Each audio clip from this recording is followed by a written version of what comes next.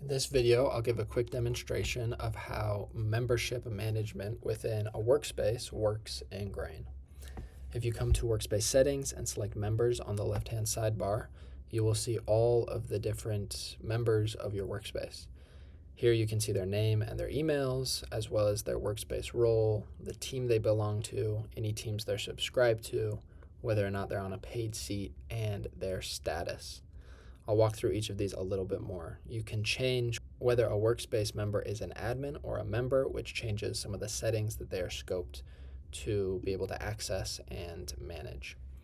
Team is a way for you to see what teams they belong to, and you can also use this to change the team they belong to or create a new team. You have very similar access on the subscription side, where you can choose what teams members should be subscribed to. Seat is a good way to make sure you know which people are on a paid plan and which people are free viewers, meaning that they have access to all of the Grain product features, but they cannot record, upload, or import meetings. This is a way for people to be able to access your meetings and use them, but not actually record any meetings. And then finally, status shows you whether somebody is active, or you can choose to deactivate them, meaning they can no longer sign into Grain with their name and email.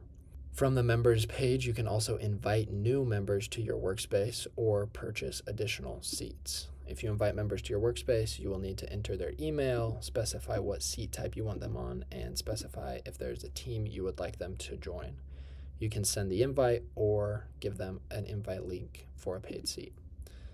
If you want to buy seats, you can choose who should upgrade from a free viewership seat, and this will take you to the billing tab to finalize those details. Again, this is a great way to see at a quick glance who's in your workspace and what they have access to as it currently stands.